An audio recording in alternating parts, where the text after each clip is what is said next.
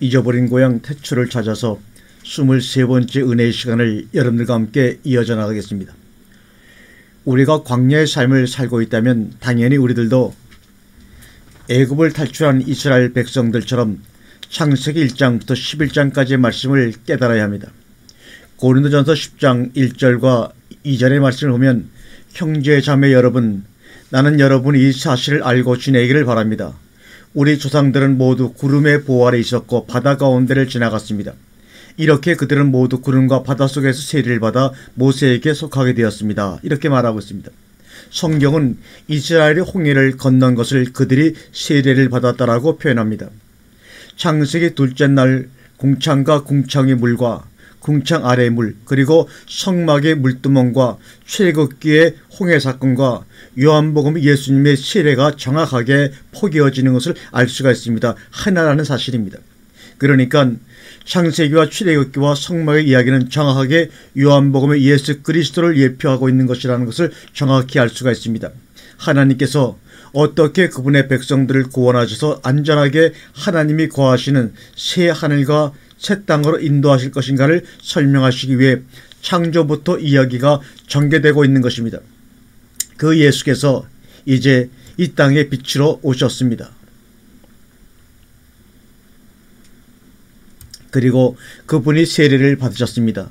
세례라는 것은 옛사람이 죽고 새 사람이 탄생이 되는 사건을 상징합니다. 예수님은 요한에게 세례를 받으심으로 우리 죄인들과 연합되셨고, 두 번째 십자가의 세례로 우리 성도들의 옛사람을 완전히 죽이신 것입니다. 그래서 성막의 번제단을 부숴버리시고 물두멍을 쪼개어버리신 것입니다. 그 물두멍이 쪼개지 않고 여전히 존재하는 한 인간들은 절대 그 물두멍을 그냥 지나칠 수가 없는 것입니다. 그게 바로 율법입니다. 율법은 지키지 않으면 죽는 것입니다. 율법은 항상 행위를 요구하는 것이기 때문입니다. 그 물두멍에서 몸을 씻는 예식을 하지 않으면 그 물두멍의 저주의 물이 그를 덮쳐서 죽여버릴 수밖에 없습니다. 왜냐하면 하나님은 거룩하신 분이시기에 더러운 죄인이 그냥 물두멍을 지나쳐서 지성소로 들어가게 되면 그가 죽게 되는 것입니다. 그것이 바로 우리 죄인들의 실존입니다. 실제로 궁창 위의 물과 궁창 아래의 물이 모두 쏘여서 더러운 죄인들을 모두 몰살시킨 사건이 있었지요. 바로 노아의 홍수 사건이 바로 율법 아래에서 물두멍을 그냥 지나친 자들에게 쏟아지게 될 하나님의 저주를 보여주는 것입니다. 그런데 예수 그리스도께서 십자가의 세례를 받으심으로 그 물두멍을 쪼개버리신 것입니다.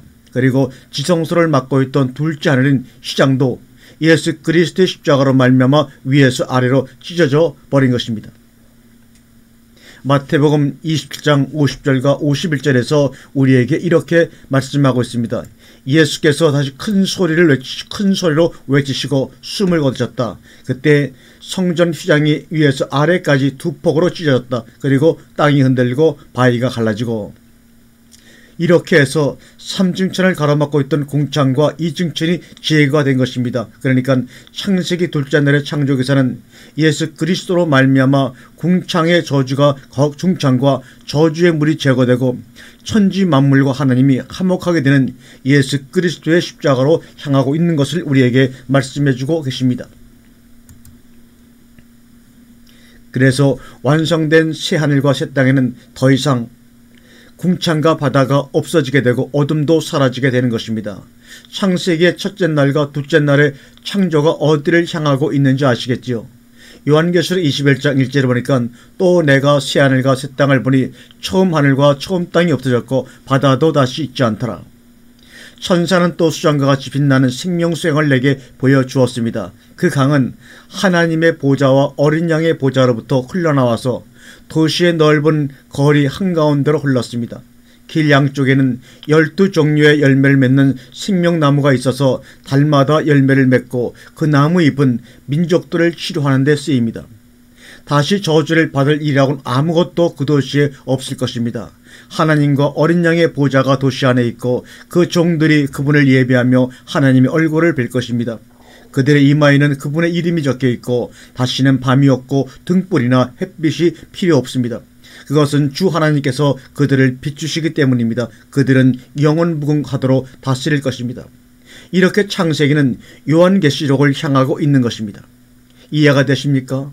창세기의 둘째 날은 하나님께서 궁창을 만드셔서 하나님이 계신 하늘과 땅을 나누시고 구별시키셔서 하늘과 땅이 다른 말로 하나님과 죄인들이 그들의 타락으로 말미암아 어떻게 분리되었는가를 보여주시고 그 나눔의 벽인 궁창을 예수님을 통해 거두심으로 하나님이 계신 하늘과 땅이 하나 될 것임을 힌트하고 있는 것입니다.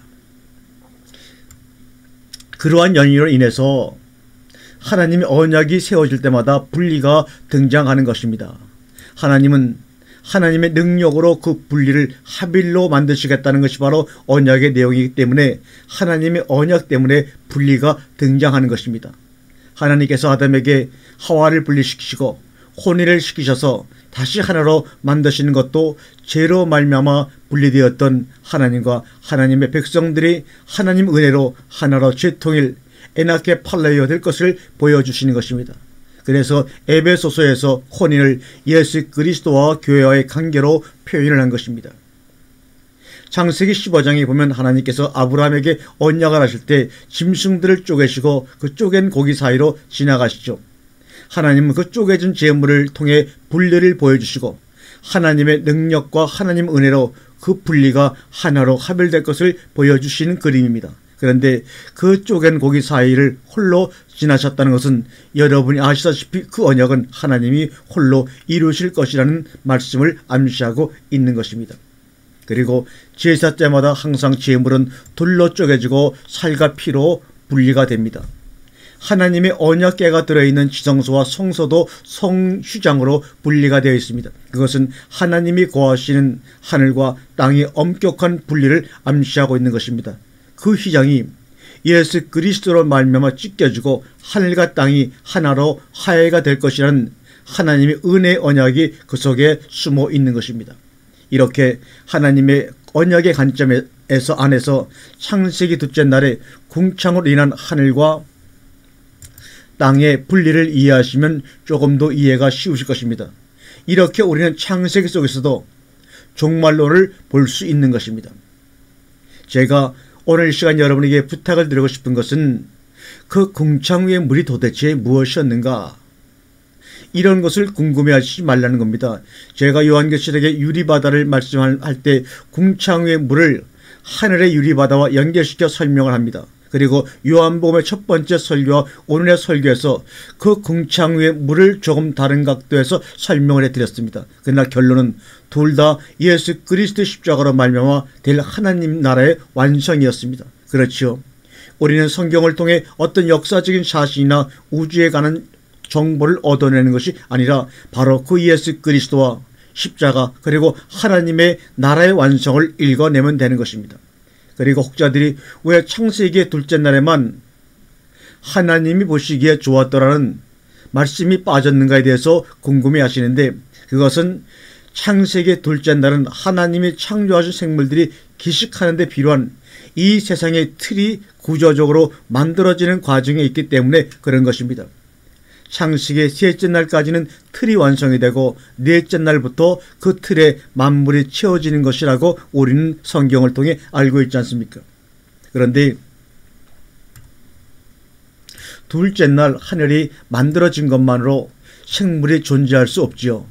셋째 날 땅이 드러나고 바다가 한쪽으로 몰려가야 비로소 물고기와 식물과 동물과 인간이 살 수 있는 하늘과 땅과 바다라는 터가 완성되는 것이기 때문에 셋째 날 땅과 바다까지 완성이 된 다음에 보시기에 좋았다는 말씀이 나오는 것입니다. 이해가 되시나요?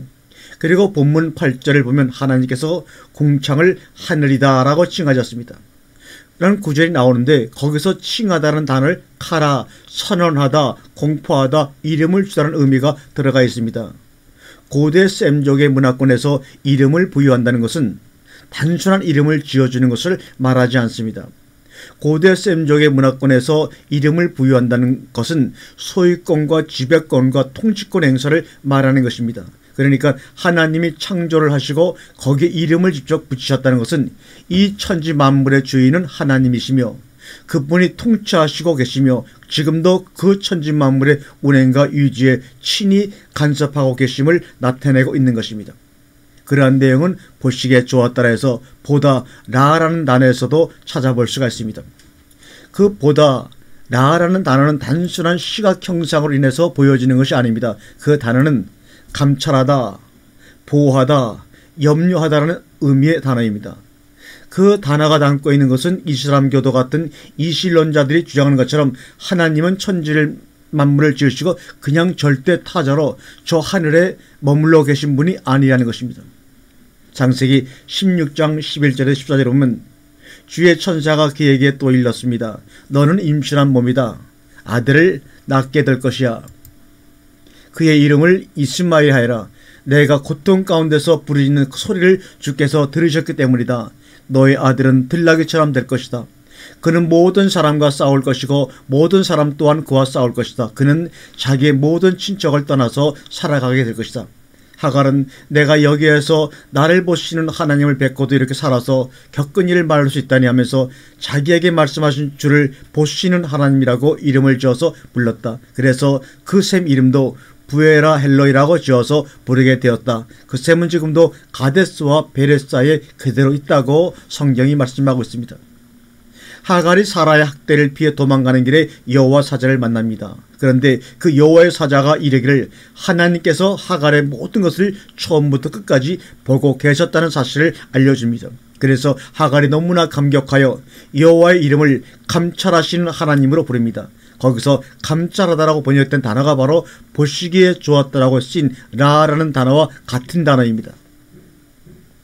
또한 창세기 22장을 우리 한번 보겠습니다. 22장 11절입니다.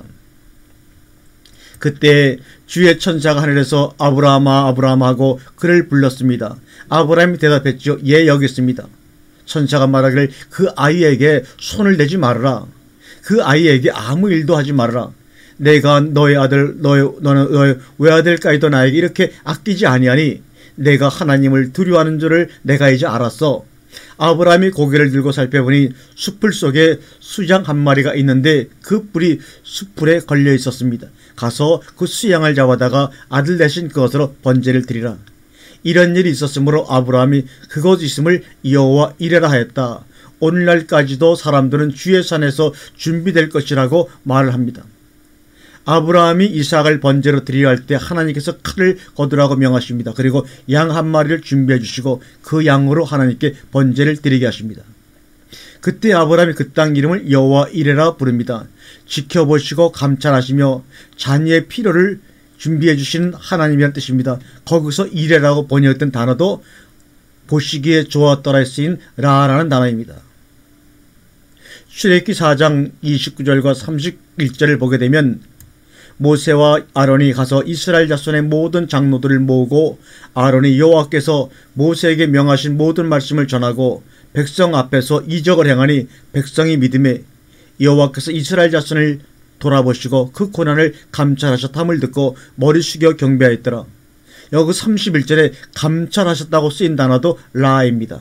이렇게 보시기에 좋았더라에 쓰인 라는 하나님의 보호하심과 감찰하심과 지키심과 도우심을 나타내는 단어인 것입니다. 그래서 이스라엘은 하나님이 도우심을 구할 때 라라는 단어를 기도의 시작으로 삼았습니다.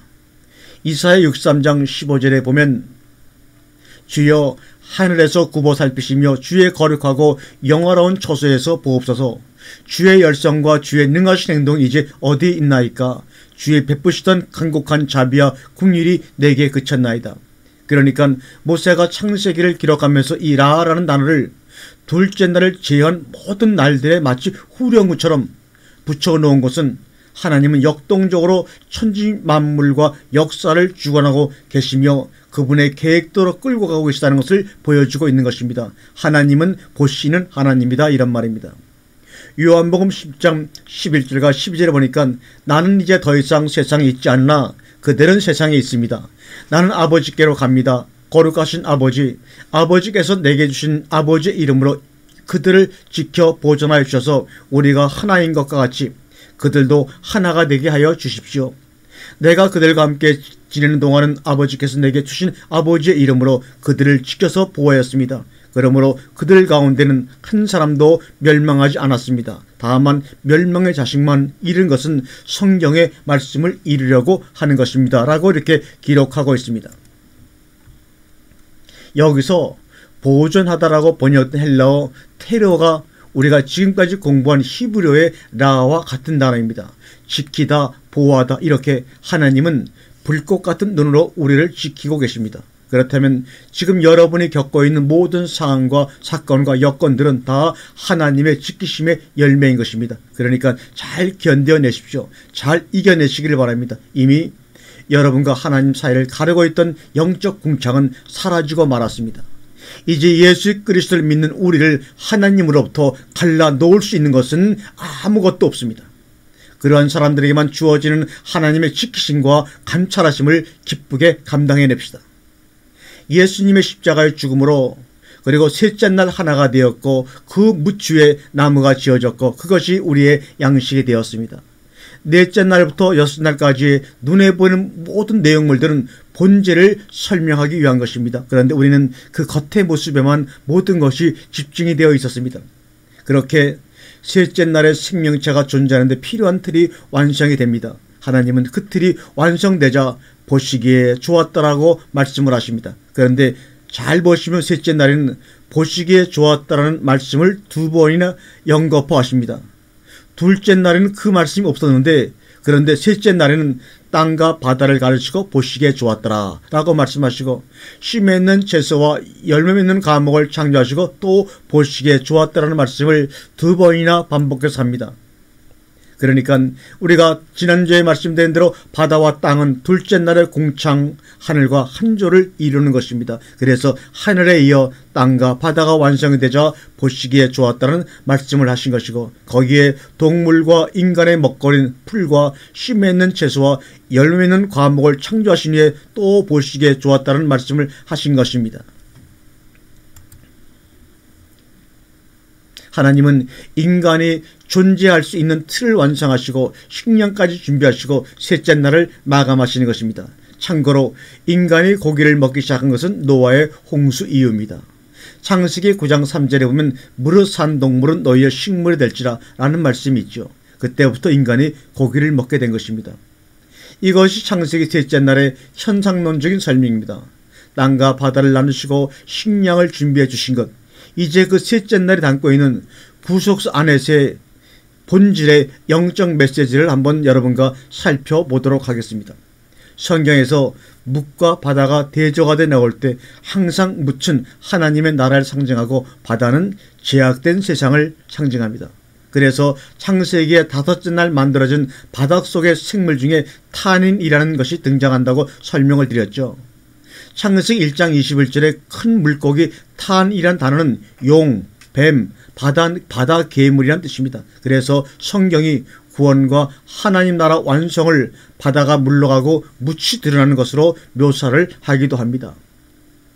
이사야 51장 9절과 11절 이하를 읽어보면 여호와여 팔이여 깨소서 능력을 베푸소서 옛날 옛시대에 깨신 것 같이 하소서 라합을 점이시고 용을 찌르신 여기가 바로 탄입니다. 이가 어찌 주가 아니시며 바다를 넓고 깊은 물을 말리시고 바다 깊은 곳에 길을 내어 구속 얻은 자들로 건너가게 하시니가 어찌 주가 아니시오니까 이렇게 말씀을 하고 있습니다. 그러면 계속해서 여호와께서 구속된 자들이 돌아와서 노래하며 시온으로 들어와서 그 머리 위에 영영한 기쁨을 쓰고 즐거움과 기쁨을 얻으니 슬픔과 탄식이 달아나나이다. 시편 104편 2절에 또 이렇게 말합니다. 유다는 여호와의 성소가 되고 이스라엘은 그의 영토가 되었도다.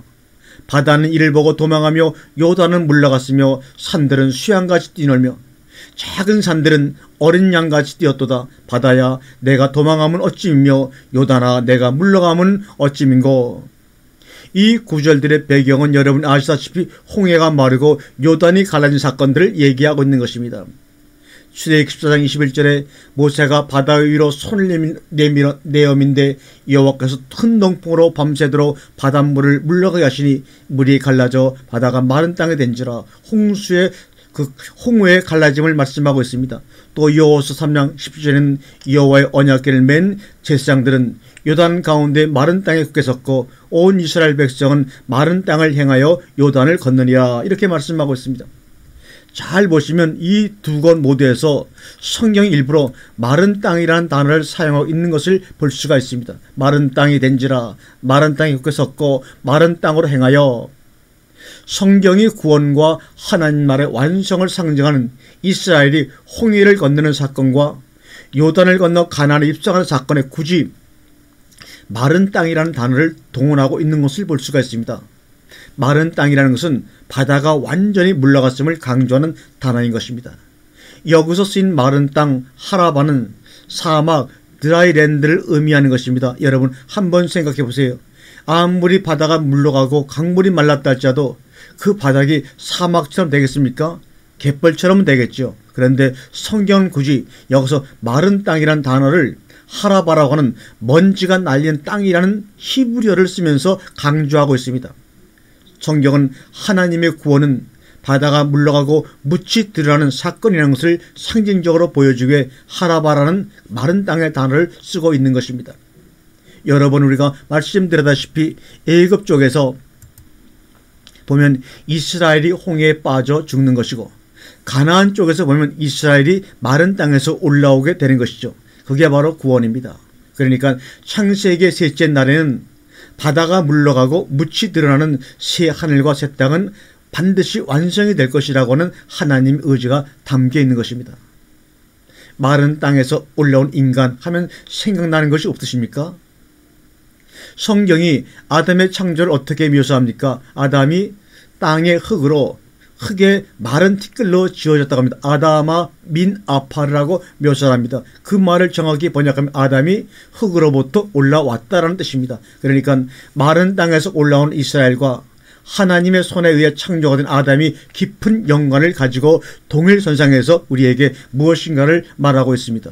그래서 창세기 16째 날에만 6째 날 앞에 그라는 정관사가 붙어 있습니다. 그 6째 날, 바로 그 6째 날에 우리가 왔다는 것이죠. 그러니까 이 6째 날은 다른 5 날들과는 다른 무언가 특별한 날이라는 것을 우리에게 암시하기 위해서 관사를 붙인 것입니다. 앞에 5 날들은 그 6째 날을 위해 존재하는 듯한 뉘앙스를 풍기지 않습니까?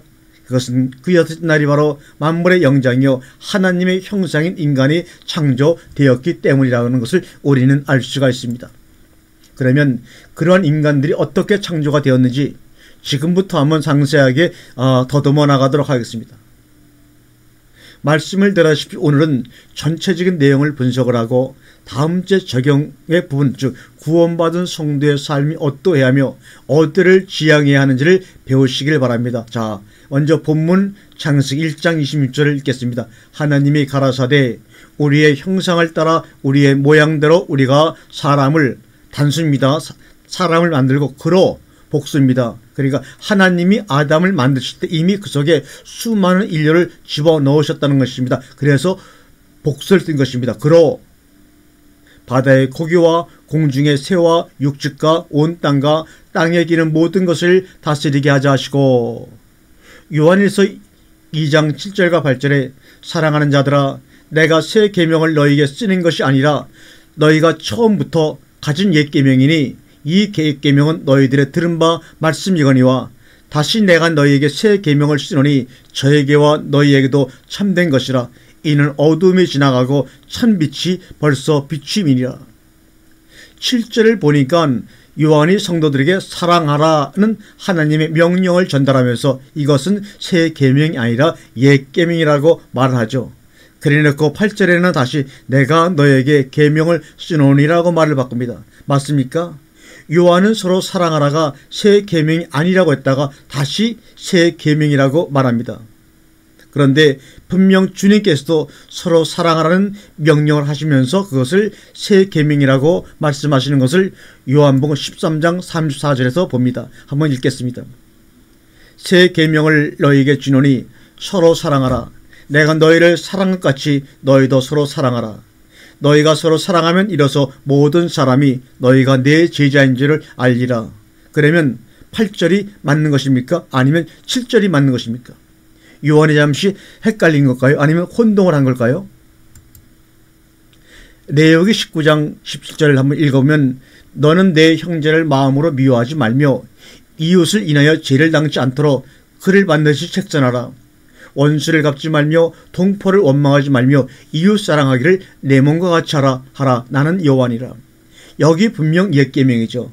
그렇다면 이웃 사랑하기를 내 몸과 같이 하라는 계명이 옛 계명입니까? 새 계명입니까? 하나님의 계명은 옛 계명이나 새 계명이나 모두 그 내용이 내 이웃을 사랑하라입니다. 구구하게 많은 계명들이 성경에 나오지만 그 계명들은 모두 다 내 이웃을 내 몸과 같이 사랑하라로 수렴이 되는 것입니다. 그럼 하나님을 내 마음을 다하고 목숨을 다해 사랑하라는 계명은 어떻게 되는 것입니까? 주님께서는 어떤 곳에서는 새 계명을 그렇게 둘로 나누어 주시지 않았습니까? 그것은 우리가 앞으로 차차 보시겠지만 이웃사랑이라고 하는 것은 하나님을 사랑하는 것이 전제되지 못하면 나올 수 없는 것이기 때문에 한마디로 내 이웃을 사랑하라고 말씀하시고 때로는 하나님을 사랑하고 내 이웃을 사랑하라고 말씀하신 것입니다. 그렇다면 굳이 왜 성경이 새 계명이라고는 말을 썼을까요? 그것은 요한은 지금까지 어떤 메시지를 전하기 위해 이런 모순적이고 파격적인 문장의 대비를 동원하는 것일까요? 요한이 독자들에게 말씀하고자 하는 것은 바로 이런 것입니다. 옛 계명이나 새 계명이나 그 내용은 모두 서로 사랑하라이다. 그러나 옛 계명에 서로 사랑하는 너희들이 말하는 사랑은 사랑이 아니야, 이런 말입니다. 너희들은 절대 하나님이 요구하시는 사랑을 할 수 없는 자들이다 라는 내용을 담고 있다면 새 계명에 서로 사랑하라는 이 말은 이제 너희는 어떤 분의 공로로 사랑할 수 있는 자가 되었다. 그러니 서로 사랑하라는 것입니다. 이해가 되십니까? 그러니까 옛 계명과 새 계명은 그 내용에 차이가 있는 것이 아니라 예수 그리스도의 십자가의 이전과 이후의 차이인 것입니다. 요한은 지금 그 얘기를 우리에게 하고 있는 것입니다. 그 논리를 놓치지 마시고 그대로 요한일서 2장 13절로 한번 쭉 내려가 보겠습니다. 아버지이신 여러분, 내가 여러분에게 이 글을 쓰는 까닭은 여러분이 태초로부터 계신 분을 알고 있기 때문입니다. 젊은이 여러분, 내가 여러분에게 이 글을 쓰는 까닭은 여러분 이미 그 악한 자를 이겼기 때문입니다. 자녀 여러분, 내가 여러분의 이 글을 쓰는 까닭은 여러분 이미 아버지를 알고 있기 때문입니다. 아버지이신 여러분, 내가 여러분에게 이 글을 쓰는 까닭은 여러분이 태초부터 계신 분을 알고 있기 때문입니다. 젊은이 여러분, 내가 여러분에게 이 글을 쓰는 까닭은 여러분이 강하고 하나님의 말씀이 여러분 안에 있어서 여러분이 그 악한 자를 이겼기 때문입니다. 여러분은 세상에 있나 세상에 있는 것을 사랑하지 마십시오. 세상을 사랑하는 사람에게는 그 안에 아버지의 사랑이 없습니다. 이렇게 우리에게 말씀하고 있습니다. 세상에 있는 모든 것, 곧 육신의 욕망과 눈의 욕망과 살림살이의 자랑거리는 아버지께로부터 나온 것이 아니라 세상으로부터 나온 것이기 때문입니다. 이 세상도 사라지고 이 세상의 욕망도 사라지지만 하나님의 뜻을 향하는 사람은 영원히 남습니다. 자, 여러분 잘 연결해 보세요. 요한이 성도들에게 서로 사랑하라는 하나님의 명령을 전달한 후 이것은 새 계명이 아니라 옛 계명이다. 그러나 내가 너희에게 새 계명을 전한다. 서로 사랑하라. 그 말은 이제 너희가 예수 그리스도의 공로로 은혜로 사랑할 수 있는 자가 되었다는 것입니다. 그러니 이제는 서로 사랑하라고 하나님의 말씀을 전하고 있는 것입니다. 그러면서 13절로 이어져서 내가 너희에게 새 계명으로 서로 사랑하라고 쓸 수 있는 것은 너희가 아버지를 알았고 주님을 알았고 하나님 말씀을 알았고 악한 자를 이겼기 때문에 나는 너희에게 사랑하라고 말할 수 있는 것이라고 이렇게 섬세하게 말씀하시는 하나님을 우리가 놓치면 안 되죠. 그러니까 사랑이라고 하는 것은 아버지 하나님을 알고 주님을 알고 하나님의 말씀이 그 안에 거하며 악한 자를 이긴 사람들이 할 수 있는 것이라는 말이 됩니다. 그것을 새 계명이라고 부르는 것입니다. 예수 그리스도의 십자가의 공로로 구원받게 된 새로운 피조물들만이 어떤 것, 그것이 바로 사랑입니다. 그러니까 이제 한번 정리해 보자고요. 성경이 요구하는 사랑은 아버지 하나님을 알고 주님을 알고 하나님의 말씀이 그 안에 거하며 악한 자를 이긴 사람들이 할 수 있는 것입니다. 사람들이 아버지를 알고 주님을 알고 아버지의 말씀의 의미를 깨닫고 마귀를 이겼다는 것은 나는 죽을 수밖에 없는 죄인이었었는데 하나님께서 그 풍성하신 은혜로 나를 구원해 주셨다는 복음을 깨달았다는 말이죠. 성도들은 하나님의 은혜와 사랑을 듬뿍 받아 자신이 얼마나 큰 죄인이며 거기에 쏟아 부어주신 하나님의 사랑과 은혜가 얼마나 엄청난 것을 깨달은 사람들입니다. 그렇게 자신의 죄인됨과 하나님의 은혜를 깨달은 사람은 다른 사람을 대할 때 어떻게 대하겠습니까? 나보다 못한 사람, 나보다 가난한 사람, 나보다 못난 사람, 나보다 종교행위를 왕성하게 못하는 사람, 이런 사람들을 대할 때 구별의식이나 차별의식을 가질 수 있을까요? 아니죠. 하나님의 은혜와 사랑이 없었다면 지금의 나가 존재할 수 없다는 자각이 있는 사람이 나보다 못나고 미성숙한 사람을 볼 때 어떻게 대하겠습니까? 내가 죄인 중에 괴수였는데 하나님께서 그 풍성하신 은혜로 나를 구해 주셨다는 자각이 있는 사람이 다른 사람들을 대할 때 그래도 난 저 사람들과 달라라고 교만을 떨 수 있습니까? 안 되지요. 그러한 자각이 있는 사람은 늘 자기 자신을 가장 아래 밑바닥으로 내려놓습니다. 그게 사랑의 출발 지점입니다. 그렇게 복음을 깨달은 사람은 자기를 가장 낮은 자리에 내려놓고 다른 이들을 대하는 행위를 성경은 복사랑이라고 하는 것입니다. 그래서 성경은 사랑이 신자만이 할 수 있는 것이라고 말하고 있는 것입니다. 주님께서도 승천하시면서 제자들에게 내가 첫소를 예비하러 간다고 말씀하셨죠. 그 말은 지금 주님께서 우리가 거할 천국을 짓고 계신다는 말이 아니라 당신이 올라가심으로 성령 하나님께서 내려오셔서 우리 안에 뚫고 들어와 우리를 하나님이 거하실 온전한 처소로 완성하실 것임을 천명하고 있는 말씀입니다. 그래서 하나님은 그 참 안식을 위해 오늘도 열심히 일을 하고 계십니다. 우리의 처소됨을 위해 침 삼킬 틈도 쉬지 않으시고 지금도 일을 하십니다. 요한복음 5장 17절에 예수께서 저희에게 이르시되 내 아버지께서 이제까지 일하시니 나도 일한다 하십니다. 그런데 어떻게 우리가 날마다 우리의 삶 가운데 게으름의 삶을 살 수가 있습니까? 게으르고 악한 종이 되지 않기를 간절히 권면합니다. 그렇다면 그러한 하나님의 열심과 하늘의 비밀을 알고 있는 우리가 지금 해야 할 일이 무엇이겠습니까? 하나님께서 아들을 죽이시면서까지 우리에게 주시고자 하신 그 안식을 누려야지요. 그리고 하나님이 안식할 수 있는 처소로 잘 지어져 가야죠. 우리는 그 속에서 안식을 누릴 수 있기 때문입니다. 그러면 요즘 우리가 계속 만들어가고 있는 등식에 하나가 더 보태어집니다. 우리 성도의 존재의 목적이 뭐라고 했습니까? 하나님의 형상을 드러내는 삶을 사는 것이죠. 하나님의 영광을 드러내는 삶을 사는 것이죠. 그럴 때 우리는 거룩한 삶을 살게 되는 것이며 그 거룩한 삶은 성도를 하나로 만들어주게 되고 그 하나됨 속에서 보여지는 것이 바로 사랑이고 사랑하는 사람이 되면 자연스럽게 계명을 지키게 되는 것이고 왜냐하면 이제 나 중심이 아닌 하나님과 내 이웃 중심의 삶을 살게 되기 때문에 계명을 어길 이유가 없어지기 때문입니다. 그 삶을 가리켜 하나님을 가치 있는 자리에 올려드리는 예배의 삶이라고 하는 것이고 그러한 삶 속에서 우리 성도는 비로소 순종과 의뢰의 삶인 안식의 삶을 살 수 있는 것입니다. 그 참된 안식 속에 거해 보십시오. 그 어느 것과도 비교할 수 없는 진짜 안식 속에 거하시기를 바랍니다. 이웃을 사랑하고 하나됨을 이루고 하나님의 말씀을 지키며 하나님을 내 인생의 주인으로 모시는 예배의 삶을 살며 하나님의 형상과 하나님의 영광을 드러내는 그 안식 속에 거하십시오. 그게 바로 여러분이 하나님의 처소로 지어져가는 길인 것입니다.